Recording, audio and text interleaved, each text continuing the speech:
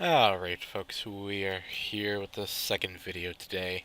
This time an Turned Skyward video. We are here with Freedom Assembly Mission number 3.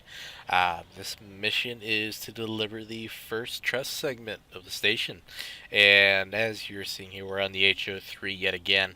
And if you remember from the Challenger module when I mentioned how slow the rocket is, this is what I was talking about when I said the next launch is going to be a lot faster. This one's going to be screaming like a bat out of hell getting into orbit. Simply because we're not launching 60 tons of station. We're launching maybe 10, 12 tons of station right now, which isn't much. So that's why this is going to be a lot faster of a launch. But ultimately, going beyond that, you've seen this launch. I'm going to be talking a little bit here. But essentially, what we're delivering today, this is the first truss segment of the station. It's similar to what the first truss segment of the ISS was. Um, so it carried the first set of solar arrays.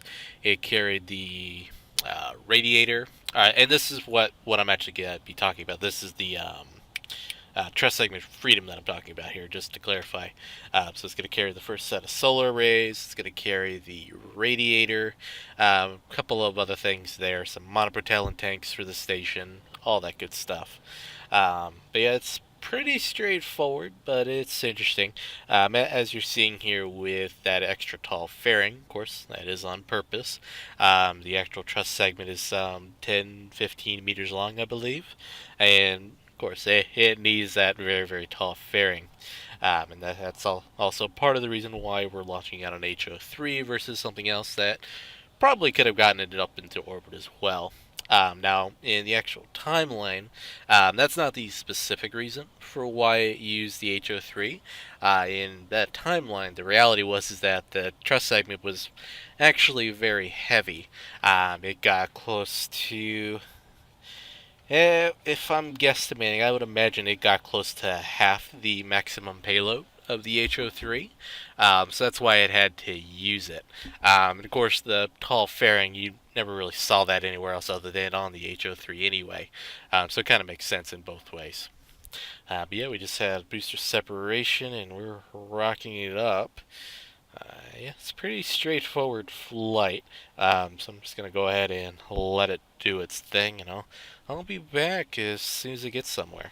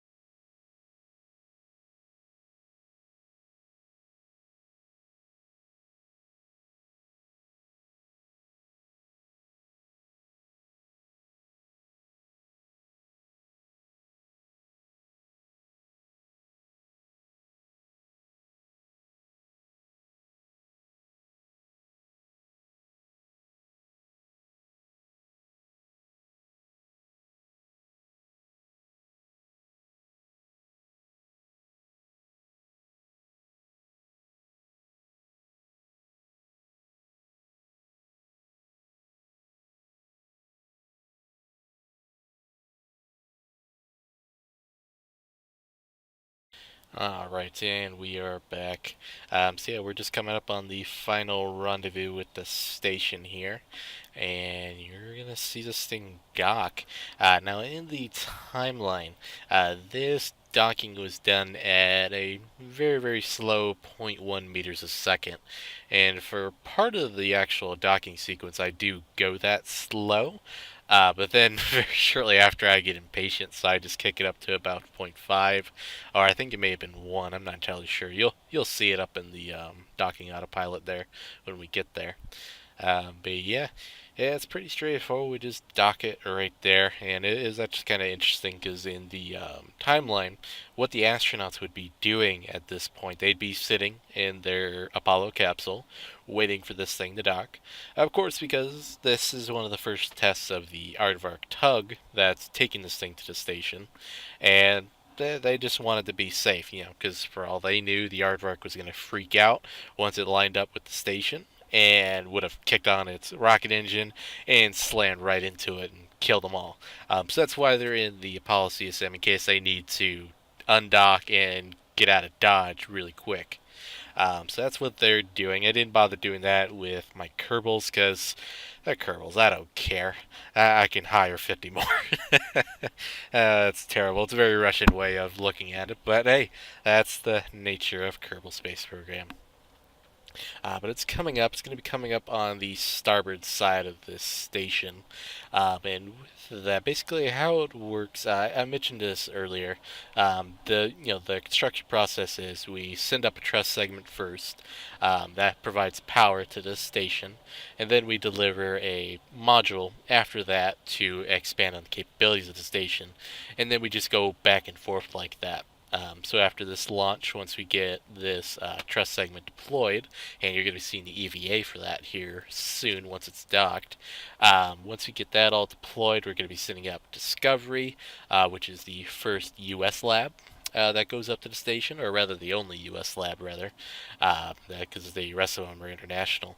But anyway, that's how that works, and then we bring up the portside truss segment, then Columbus, the European lab, comes up, and it just goes back and forth like that until the station is future complete.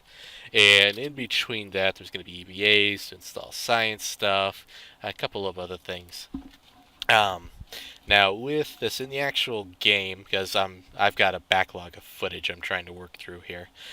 Basically, in the game, I've already reached initial operational capacity, and I'm actually getting ready to make the what I'm going to call the big EVA, where I install a ton of science equipment across the station, so that way you can actually start using the labs to generate science. And that's pretty much how it's going to go. After that, it's just a matter of doing the second node, bringing up the cupola, doing the 2 Japanese labs. Now that's another point to note with the Japanese labs is that that's something I haven't told anybody is that I've actually been able to replicate them as they would be in the timeline, not only just in their actual purposes, but also looks. They look exactly like they should. So I'm very excited to show you guys that once we get there. I actually haven't put them up to the station yet. I'm still actually working on the actual modules themselves. But we'll get there. Basically, I've got film up to initial operational capacity. What that is when the Columbus lab docked. That's initial operational capacity, and what that means is basically that's when the station can start doing actual science up in orbit. It has 2 labs, it has science equipment. That's when it can start really doing some work up in orbit, versus these initial stages where it's just being constructed. But yeah, we're coming up on the final docking here. And you're seeing there along the side of the truss, those are the monopropellant tanks for the station. And something else you're going to be seeing in a future video is what I also like to call the big scrape. Because with these different sections of the station and the modules, when I was building them, I only did them to the sheer basics, just to get the looks right and to make sure I had everything set up. I didn't actually add any details to them until I was setting them up to be launched. So with this, obviously, I put the tanks on after the fact, including the RCS pods on the top and bottom there.